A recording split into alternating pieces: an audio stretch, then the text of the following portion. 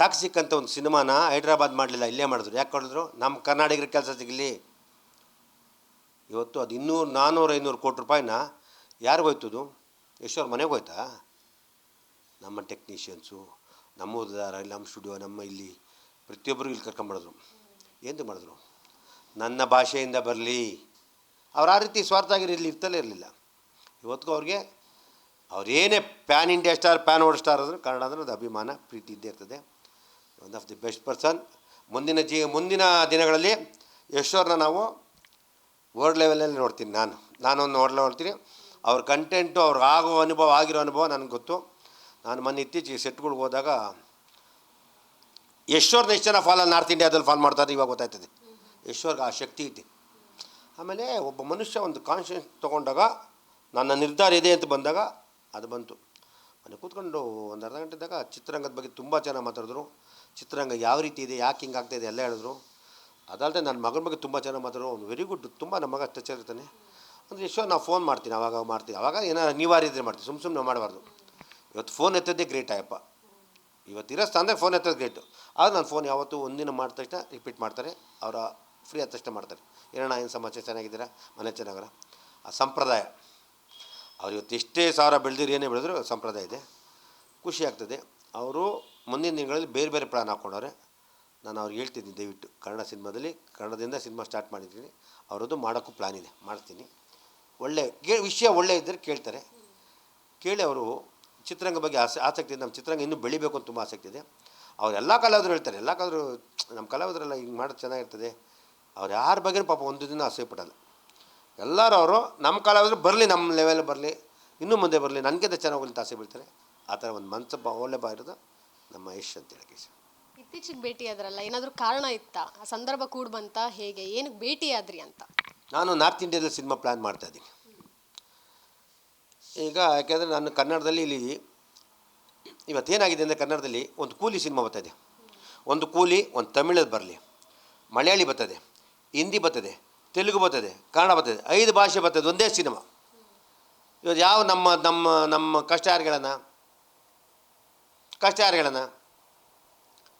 ಒಂದು ಭಾಷೆ ಸಿನಿಮಾ ಒಂದು ಸಿನಿಮಾ 5 ಭಾಷೆ ಬರ್ತದೆ, ವಾರ ಬರ್ತದೆ. ಅದೇ ಥರ ಪ್ರತಿ ಭಾಷೆನ ಈ ಥರ ಬಂದು ನಾವು ಎಲ್ಲಿಂದ ಉಳ್ಕೋ ಕನ್ನಡಿಗರು.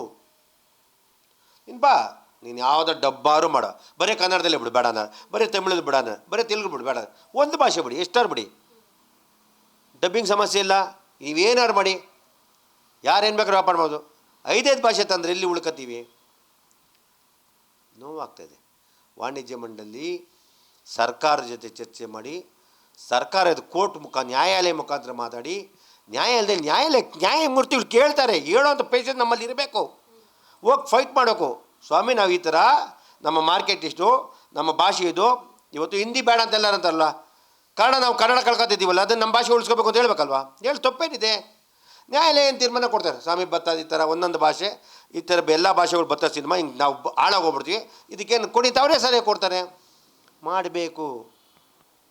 ನಮ್ಮ ವಾಣಿಜ್ಯ ಮಂಡಳಿ ತೊಗೋಬೇಕು, ನಿರ್ಮಾಪಕ ಸಂಘ ತೊಗೋಬೇಕು. ಬರ್ತಾರೆ ಹೋಯ್ತಾರೆ ಏನು ಹಂಗಾಗ್ಬಿಟ್ಟಿದೆ. ಮುಂದಿನ ದಿನಗಳಲ್ಲಿ ಇದೇನಾಗುತ್ತೆ ಅಂತ ನಾನು ಕಾದು ನೋಡ್ತೀನಿ. ಮುಂದಿನ ದಿನ ನಾವು ಇದ್ರ ಬಗ್ಗೆ ಒಂದು ಹೋರಾಟ ಮಾಡ್ತೀನಿ. ನಾನು ಮೀಟ್ ಮಾಡಿದ್ರೆ ಇದ್ರ ವಿಚಾರವಾಗಿ ಮಾತಾಡೋಕ್ಕೆ ಹೋಗಿಲ್ಲ. ನಾನು ಮಾತಾಡಿದೆ, ನಾನು ಹಿಂದಿ ಸಿನಿಮಾ ಮಾಡ್ತೇನೆ, ನಂಗೆ ಸಪೋರ್ಟ್ ಬೇಕು ಅಂದಾಗ ಅವ್ರು ನಿಮ್ಗೆ ಇಲ್ಲಿ ಏನು ಬೇಕು, ಯಾಕೆಂದ್ರೆ ಬಾಂಬೆಗೆ ತುಂಬ ಹೆವಿ ಕಾಂಟ್ಯಾಕ್ಟ್ ಇದೆ. ಅವ್ರು ಸ್ಟುಡಿಯೋಯಿಂದರ್ದು, ಆರ್ಟಿಸ್ಟಿಂದರ್ದು, ನಿನ್ಗೆ ಏನು ಬೇಕು ಮಾಡ್ಕೊಡ್ತೀನಿ. ನಿಮ್ಗೆ ಯಾವ ರೀತಿ ಬೇಕು ಮಂಜಣ್ಣ, ನಿಮ್ಗೆ ಸಿನಿಮಾ ಬೇಕಾ, ರಿಲೀಸ್ ಮಾಡೋಕೆ, ಫೈನಾನ್ಸ್ ಎಲ್ಲ ರೀತಿ ನಿಮ್ಮ ವ್ಯವಸ್ಥೆ ಮಾಡ್ಕೊಡ್ತೀನಿ. ನೀನು ಮಾಡ್ತೀನಿ, ನಮ್ಗೆ ಖುಷಿ ಅಲ್ವಾ, ನಮ್ಮವರೊಬ್ಬರು ಬೆಳ್ಳಿಲಿ ಅಂತ ಹೇಳಿದ್ರು. ಆ ಸಿನಿಮಾಗೆ ಮಾತಾಡ್ಕೊಂಡು ನಾನು ಬಾಂಬೆಗೆ ಏನೇ ಕೆಲಸ ಹೋಗಿದೆ, ತಿರ್ಗಾ ನೆಕ್ಸ್ಟ್ ವೀಕ್ ಹೋಗ್ತೀನಿ, ನೆಕ್ಸ್ಟ್ ಮಂತ್ ಹೋಗ್ತೀನಿ. ನಾನು ಬಾಂಬೆ ಹಿಂದಿ ಮತ್ತು ತಮಿಳು, ಮಲಯಾಳಿ ಸಿನಿಮಾ ಪ್ಲ್ಯಾನ್ ಮಾಡ್ತಾಯಿದ್ದೀನಿ. 3 ಲ್ಯಾಂಗ್ವೇಜು ಭಾಷೆ ಪ್ಲ್ಯಾನ್ ಮಾಡ್ತಾಯಿದ್ದೀನಿ. ಕನ್ನಡದಲ್ಲೂ ಮಾಡ್ತಾಯಿದ್ದೀನಿ. ಅದರಿಂದ ಅದಕ್ಕೆ ಹೋಗಿ ಡಿಸ್ಕಷನ್ ಮಾಡ್ತಾಯಿದ್ದೀನಿ. ಈಗ ಎಷ್ಟು ಒಂದು ಕಾಲದಲ್ಲಿ ನಮ್ಮ ಜೊತೇಲಿ ಹಿಂಗೆ ಕೂತ್ಕೊಂಡಿದ್ದು, ಇವತ್ತು ಆ ಮಟ್ಟ ಬೆಳೆದಾಗ ನಾವು ಯೂಸ್ ಮಾಡೋಕ್ಕೆ ತಪ್ಪೇನಿಲ್ಲ. ಅವಾಗ ಸಹಾಯ ಮಾಡ್ತಾರೆ. ನಾವು ಸಹಾಯ ಮಾಡೋದು ಕೇಳ್ದಲ್ಲೇ ಏನಾಗುತ್ತೆ, ತಪ್ಪಾಗುತ್ತೆ. ಕೇಳಿದ್ರೆ ಸಹಾಯ ಮಾಡ್ತಾರೆ. ಅದು ಕೇಳ್ದಲ್ಲಿದ್ರೆ ಮಗು ಹತ್ರ ತಾನೇ ಹಾಲು ಕೊಡೋದು. ಅದರಿಂದ ನಾನು ಕೇಳಿದ್ದೀನಿ, ಸಹಾಯ ಮಾಡ್ತೀನಿ ಅಂತ ಹೇಳಿದ್ರೆ ಖುಷಿ ಆಗ್ತದೆ. ಅಷ್ಟು ದೂರ ಹೋಗಿದ್ದೀರಾ ಅಂದರೆ ಕನ್ನಡ ಚಿತ್ರರಂಗದ ಬಗ್ಗೆನೂ ಮಾತಾಡಿರ್ತೀರಾ, ಅವ್ರ ಸಿನಿಮಾಗಳ ಬಗ್ಗೆನೂ ನೀವು ಮಾತಾಡಿರ್ತೀರಾ. ಏನು ಮೆಲುಕು ಹಾಕಿದ್ರಿ, ಏನು ನೆಕ್ಸ್ಟ್ ಪ್ರಾಜೆಕ್ಟ್ ಬಗ್ಗೆ ಏನಾದರೂ ಡಿಸ್ಕಷನ್ ಮಾಡಿದ್ರಾ? ಅವ್ರು ಕನ್ನಡ ಸಿನಿಮಾ ಬಗ್ಗೆ ಹೇಳಿದ್ರು. ಒಂದು KGF ಸಿನಿಮಾ ಓಪನ್ ಮಾಡಿದ್ರು, ತುಂಬ ದೊಡ್ಡ ವ್ಯಾಪಾರ. ಅದಾದಮೇಲೆ ಎಲ್ಲ ಬೇರೆ ಅದನ್ನು ದುರುಪಯೋಗ ಪಡಿಸ್ಕೊಂಡ್ರು. ಇವತ್ತು ಹಿಂದಿ ಒಬ್ಬ ತಗೋತಾ ಇಲ್ಲ, ಸ್ಯಾಟಲೈಟ್ ಒಬ್ಬ ತಗೋತಾ ಇಲ್ಲ. ಯಾಕೆ ಹಿಂಗೆ ಮಾಡ್ಕೋತಾ ಇದ್ದೀರಾ? ಜನಗಳಿಗೆ ಮೋಸ ಮಾಡ್ತೀರಾ, ಕನ್ನಡದವ್ರು ಮೋಸ ಮಾಡ್ತಾರೆ, ಹಿಂದಿಲಿ ಬೈತಾರೆ. ಅದು ನಿಜ. ನಮ್ಗೆ ಇವತ್ತು ಕನ್ನಡದವ್ರು ಮೋಸ ಮಾಡ್ತೀವಿ. ನಾವೇನು ಮಾಡ್ತೀವಿ ಅಂದರೆ ಕಂಟೆಂಟು ಇದು ಮಾಡೋಲ್ಲ, 4 ಜನ ಫೋಟೋ ತೋರಿಸ್ಬಿಟ್ಟು ದುಡ್ಡುಗಳು ವ್ಯಾಪಾರ. ನಮ್ಮ ಕೆಲವು ನಿರ್ಮಾಪಕರು ಕೆಲವು ನಿರ್ದೇಶ ಮಾಡವ್ರೆ. ಇವತ್ತು ಇಂಡಸ್ಟ್ರಿ ಕ್ಲೋಸ್ ಆಗಿದೆ, ಹಿಂದಿ ತೊಗೊಳೋದು ಗತಿ ಇಲ್ಲ. ನಿಜ ತಾನೇ ಅದು? ನಾವು ಅದು ಹೇಳ್ತಿದ್ದು ಯಾರಿಗಾರು ಹೇಳಿ ಹಿಂದಿ ಯಾರಿಗಾರು ಹೇಳಿದಾಗ ಈ ಥರ ಆಗ್ಬಿಟ್ಟು ಹೆಂಗೆ ಕೇಳೋಕ್ಕೆ ಅವ್ರು ಹೆಂಗೆ ಕೇಳ್ತಾರೆ? ತಪ್ಪಾಗುತ್ತಲ್ವ ಸಹಾಯ ಮಾಡಿದರೆ. ಅದರಿಂದ ಎಲ್ಲ ರೀತಿ ನಾವು ಎಚ್ಚರಿಕೆಯಿಂದ ಮಾತಾಡಬೇಕು. ಆಮೇಲೆ ಯಶ್ನ ಹೋಗಿ ಎಲ್ಲ ಕೇಳೋಕ್ಕಾಗಲ್ಲ, ಯಶ್ಗಿರೋ ಟೈಮೇ ಇಲ್ಲ. ಅವ್ರದ್ದಾಯ್ತು, ಅವ್ರ ಸಿನಿಮಾ ಆಯಿತು, ಬೇರೆ ಪಿಕ್ಚರ್ಗಳು 2-3 ನಡೀತದೆ. ನಾನು ದಯವಿಟ್ಟು ಹೇಳಿದೆ ಸಿನಿಮಾನ ಬೇಗ ಬಿಡಿ ಯಶ್, ತುಂಬ ದಿನ ಆಗುತ್ತೆ. ಅಂದರೆ ಮಾರ್ಚ್ 29 ಬರ್ತದೆ 2026 ಎಂಡಲ್ಲ 7 ರಾಮಾಯಣ ಬರ್ತದೆ. ಅದಾದ ಇನ್ನೊಂದು ಬರ್ತದೆ. ಬೇಗ ಮಾಡಿ, ದಯವಿಟ್ಟು ಮಿಸ್ ಮಾಡಿಬಿಡಿ, ತುಂಬ ಡಿಲೇ ಆಗ್ತೈತೆ ಅಂತ ಮಾಡ್ತೀವಿ ಅಂತೇಳಿ. ಸಿನಿಮಾನ ಮರಿಬೇಡಿ, ನಮ್ಮ ಚಿತ್ರರಂಗನ ಯಾವಾಗಲೂ ಮಾಡ್ತಾರೆ ಅಂತೇಳಿ ಮಾಡ್ತೀವಿ ಅಂತ ಹೇಳಿದ್ರು. ರಾಮಾಯಣದ ಕಂಟೆಂಟ್ ಏನೋ ನೋಡಿದ್ದೀರಾ ಅಂತ ಕೇಳ್ಪಟ್ಟೆ. ಸೊ ಏನು ಮೂಲಿಗೆ ಮಾಡೋಕ್ಕಾಗಲ್ಲ ಮೇಡಮ್. ರಾಮಾಯಣ ಎಲ್ಲರೂ ಮಾಡೋರೆ.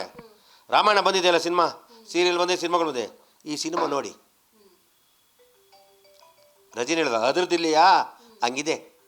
ಏನು ಅನ್ನಿಸ್ತು ಸರ್ ಪರ್ಟಿಕ್ಯುಲರ್ ಆಗಿ ಸ್ಪೆಸಿಫಿಕ್ ಆಗಿ ನೀವು ಅದು ನೋಡಿದಾದ್ಮೇಲೆ, ಕಂಟೆಂಟ್ ನೋಡಿದಾದ್ಮೇಲೆ ಏನು ಅನ್ನಿಸ್ತು ನಿಮ್ಗೆ? ಇದು ನಿಜವಾದ ರಾಮಾಯಣ ಅನ್ನಿಸ್ತದೆ. ರಾವಣನೆಲ್ಲ ಹೇಳ್ದಲ್ಲ, ರಾಮಾಯಣ ಅನ್ನೋದು ಎಲ್ಲ ಬಂದಿದೆ, ಎಲ್ಲರೂ ಎಲ್ಲ ಥರ ನೋಡಿದ್ದಾರೆ.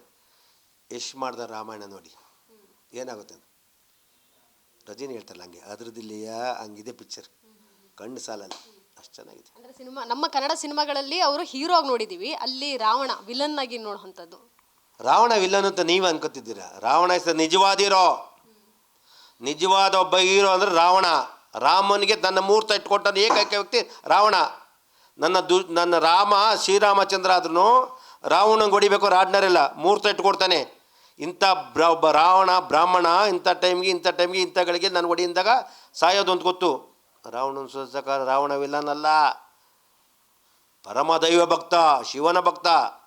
ನಾವೆಲ್ಲ ರಾವಣ ಅಂತ ವಿಲ್ಲನ್ ಅಂದ್ಬಿಡ್ತೀವಿ. That is Ramayana. ಕೊನೆಯದಾಗಿ 45 ನಿಮಿಷದ ಕಂಟೆಂಟ್ ಒಬ್ಬ ಪ್ರೊಡ್ಯೂಸರ್ ಆಗಿ ನೋಡಿದ್ದೀರಾ ಅಂತ ಹೇಳಿದ್ರೆ ಲೆಕ್ಕಾಚಾರ ಈಗಾಗಲೇ ನಿಮಗೆ ಗೊತ್ತಾಗ್ಬಿಡುತ್ತೆ ರಿಲೀಸ್ ಆದಮೇಲೆ ಏನಾಗ್ಬೋದು ಅದರ ಹವಾ ಅಂತ. ಹೇಳ್ದಲ್ರಿ, ಅದು ಬರೋದು ಕಾಯ್ತಾ ಇದ್ದೀನಿ ನಾನು. ರಾವಣನ ಕಾಯ್ತಾ ಇದ್ದೀನಿ ನಾನು, ಕಣ್ ತುಂಬ ನೋಡ್ಬೇಕು ತೆರೆ ಮೇಲೆ ಅಂತ ತುಂಬ ದೂತ ಕಾಯ್ತಾ ಇದ್ದೀನಿ. ಸಿನಿಮಾ ನೋಡ್ಲಿಕ್ಕೆ ಎಲ್ಲ ನಾವೇ ಹೇಳ್ಬಿಟ್ರೆ ಮತ್ತೆ ನೀವೇನು ಹೇಳ್ತೀರಾ? ನೋಡ್ತಾರೆ, ಇನ್ನೂ ಬರ್ತದೆ ಬಿಡ್ತಾರೆ, ಅವರೇ ಹೇಳ್ತಾರೆ. ನನಗೆ ಆ ಕಾಸ್ಟ್ಯೂಮಿಂದ ಹಿಡ್ದು ಆ ಸೆಟ್ಟಿಂದ ನೋಡೇ ಮೈ ಜುಮ್ ಅನ್ನುತ್ತೆ. ನಾವು ಯಾವನ ಮಾಡಿದಾಗ ಇಂಗ್ಲೀಷ್ ಮಾಡಿದಾಗ ಯೋಚನೆ ಮಾಡ್ತಿದ್ದೀವಿ, ನಮ್ಮವರೊಬ್ಬ ಮಾಡೋದು ಖುಷಿ ಅಲ್ವಾ? ಖುಷಿ ತಾನೇ ನಮಗೆ. ನಮ್ಮ ಎಷ್ಟು ಆ ಪಾತ್ರ ಇನ್ನೂ ಖುಷಿ ಆಯ್ತದೆ. ನಮ್ಮನೆ ಹುಡುಗ ಮಾಡ್ದಂಗೆ ಆಗುತ್ತೆ. ಒಳ್ಳೇದಾಗಲಿ ಅಷ್ಟೇ. ಮುಂದಿನ ದಿನಗಳಲ್ಲಿ ಯಶ್ ಅವರಿಗೆ ಅಷ್ಟು ಕೋಟಿ ಬಜೆಟ್ ಹಾಕಿ ಸಿನಿಮಾ ಮಾಡೋವಂಥವ್ರು ಹೆದರ್ತಿದ್ದಾರೆ. ಆ್ಯಕ್ಚುಲಿ ಯಶ್ ಅವ್ರು ನಾವು ಇಷ್ಟು ಬಜೆಟ್ ಹಾಕಬೇಕಾ ಅನ್ನೋವಂಥದ್ದು, ಮುಂದೆ ಹೋಗ್ಬೇಕು ಅಪ್ರೋಚ್ ಮಾಡಿದ್ರೆ ನಮಗೇನಾದರೂ ಇವಾಗ ರೆಸ್ಪಾನ್ಸ್ ಮಾಡ್ತಾರ ಅನ್ನೋ ರೀತಿನಲ್ಲಿ. ಬಟ್ ನಿಮ್ಮ ಜೊತೆಗೆ ಇನ್ನೂ ಚೆನ್ನಾಗಿರೋವಂಥದ್ದು. ಯಶ್ ಅವ್ರು ಯಾರು ಹೆದರಬೇಡಿ. ಬಜೆಟ್ ಹಾಕಿದ್ರೆ ವಾಪಸ್ ಬರೋದು ತಾಕತ್ತಿದ್ರೆ ಬಜೆಟ್ ಹಾಕ್ಸೋದು ಅಯ್ಯಪ್ಪನು.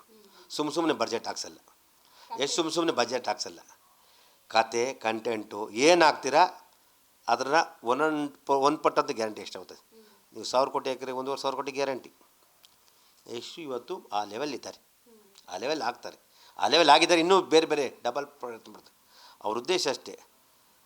ನಾನು ಅವ್ರು ಕೇಳ್ಕೊಂಡಿದ್ದು ಒಂದು ಮಾತು ನನ್ನ ಎಷ್ಟು ಕೇಳಿದ್ರು, ಬ್ರದರ್ ನೀನು ಊಹೆ ಮಾಡಬಾರ್ದು, ನಾನು ಆ ರೀತಿ ಆಗಬೇಕು ನನ್ನ ಆಸೆ ಅಂತಿದೆ ಅಂತ ಹೇಳಿದೆ. ಶ್ರಮ ಪಡ್ತಾಯಿದ್ದೀನಿ, ಫಲ ಭಗವಂತ ಕೊಡ್ತಾನೆ, ಒಳ್ಳೆಯದಾಗುತ್ತೆ ಅಂತ ಹೇಳಾರೆ. ಅಂದರೆ ಅವ್ರ ಟಾರ್ಗೆಟ್ ಇದೆ, ಆ ರೀತಿ ಆಗ್ತಾರೆ. ಅವ್ರು ಬೇರೆ ಥರ ಯಾವ ಹ್ಯಾಬಿಟ್ ಇಲ್ಲ. ನೀಟ್ ನಿಮ್ಮ ಆತ್ಮೀಯತೆ ಇನ್ನೂ ಹೆಚ್ಚಾಗ್ತಾ ಇದೆ. ಸೊ ಹಾಗಾಗಿ ಇಬ್ಬರು ಕೊಲಾಬ್ ಏನಾದರೂ ಮಾಡ್ಬೋದಾ ಮುಂದಿನ ದಿನಗಳಲ್ಲಿ? ಯಶುನ ಕೊಲಾಬ್ ಮಾಡೋ ಶಕ್ತಿ ನನಗಿಲ್ಲ. ದೇವ್ರನ್ನ ದೂರದಿಂದ ನೋಡ್ಬೇಕು, ಮುಟ್ಟೂರು ಬರ್ನಾಗ್ಬಿಡ್ತೀವಿ. ಅವ್ರು ನಮ್ಗೆ ಸಿನಿಮಾ ಮಾಡ್ತಾರೆ, ಯಾವತ್ತು ಕೇಳಿದ್ರು ಮಾಡ್ತಾರೆ.